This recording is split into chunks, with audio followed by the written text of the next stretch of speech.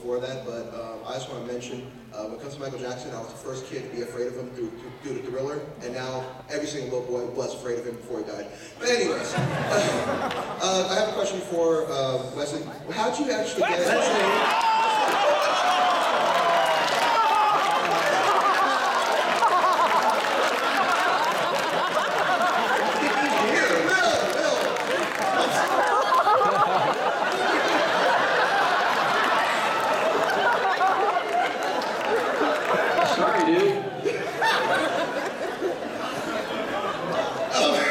Dude, everybody's twittering that now.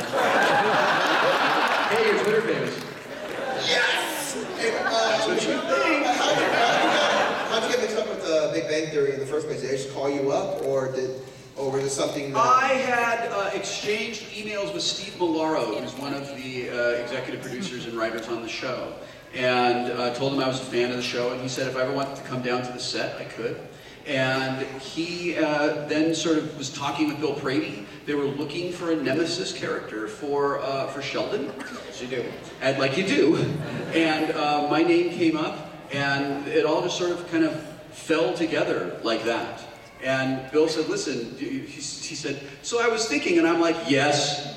I was wondering if maybe you'd like to perhaps, yes, I'll do that. What I like best about you, Will, is that you play so hard to get. I really do. My house is on third base. That's where I wake up. And alone. I know it's sad. And you don't want them to write any slash. And I know I keep walking right into that, don't I? That's what she said. So it is.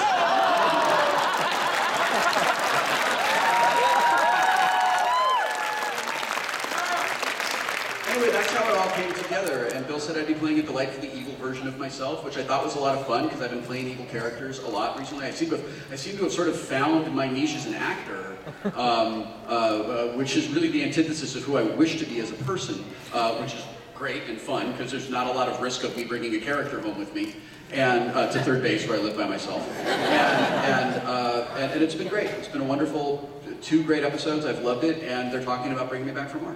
Thank you.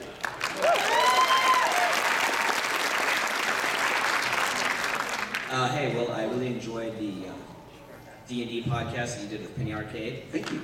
And I'm looking forward to the next one. I'm actually curious if Jerry is as vicious of a DM as all the comics lead us to believe.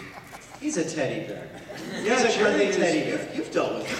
Oh yeah, Interacted with I have Jerry. interacted with him. I've been beneath the snarky interior lies a snarky interior, But I think he's a fairly sociable guy. He's not immediately going to go for the rocks fall, everyone dies scenario, unless you piss him off, in which case you deserve what comes to you.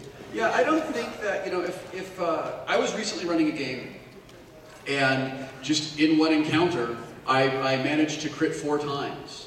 And it was a 7th level encounter. I had them, it was a hard encounter, so they were fighting 9th level monsters. And they just kept hitting the black pudding, and it just kept spawning minions. And they were all critting just over and over and over again. It's like, maybe you guys should run away from the black pudding. And I felt bad about it. And the black pudding was like, I'm gonna use my sustained minor to grab you and hold you.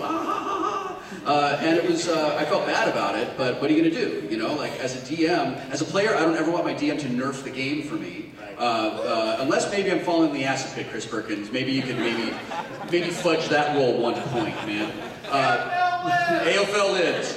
I have my purple AOFL bracelet on today. Anyway, I don't think that, what I think is different between me and Jerry is that I don't think Jerry would mind so much if he managed to score a TPK, like I would. Thank you.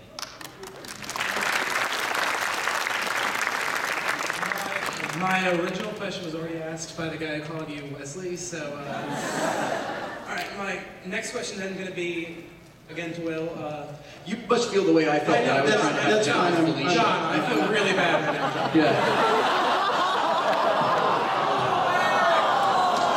Okay, let me help you out. No, John. just no. Okay, all right. Hi everybody, how you doing? John, if I go put the Mario head on, will you come back out? Oh, wait. not after the You're question. like Ralphie's little brother in Christmas Story. Under the sink. Mario's gonna kill Ralphie. I'm gonna hold you to that. Okay, go. All right, so Will, what was then your favorite moment on Big Bang Theory? And do you plan on breaking Sheldon and the chick in the last, Sheldon and the chick in the last? Well, I have no input into what the writers do. All I can do is, as an actor, interpret their words and try to stay truthful to the character that they've created, and not fall down into peals of laughter every time I'm working with them. Really, my favorite moment of the entire run has been the Game Over Moon Pie scene, because it's such a great line, and it's like to be able to deliver a line like that. So as a writer, I'm trying to come up with a first line that I like as much as the man in black fled across the desert and the gunslinger followed, or it was time to whip the dog. Like things like that, and it just doesn't happen very frequently. And as an actor, you rarely get lines like that. So it was not only fun to deliver, but sort of like I checked it off on actor bingo. All right, thank you. I'm gonna go put the Mario hat on. You have a question for me? Oh, yes.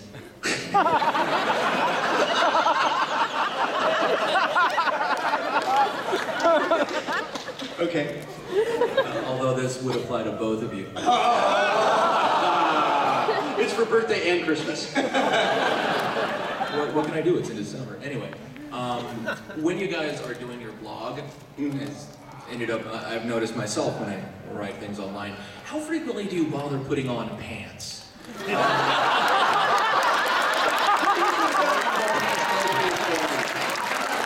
when you're here at Con or something like that, but you're at home, it's sort of your job, well, it is your job, blogging, but no one can see you. So I'm curious, is the temptation always there, like, I don't need to put pants on to work today?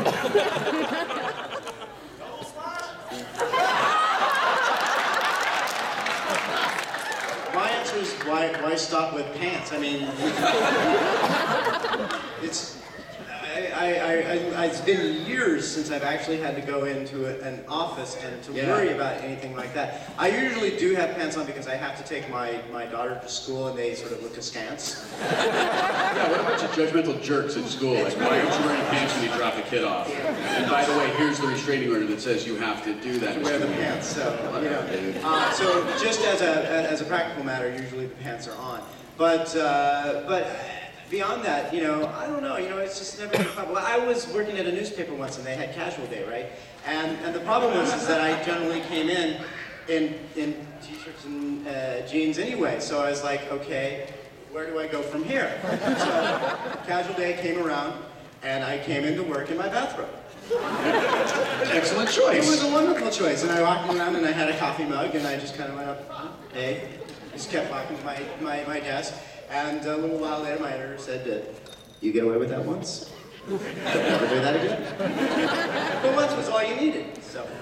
When I am, it is really common for me. My writing routine goes like this. I get up in the morning, I go straight to the coffee machine. And my coffee routine is grind the beans, put them into the French press, boil the water, make the coffee. That's how I do it.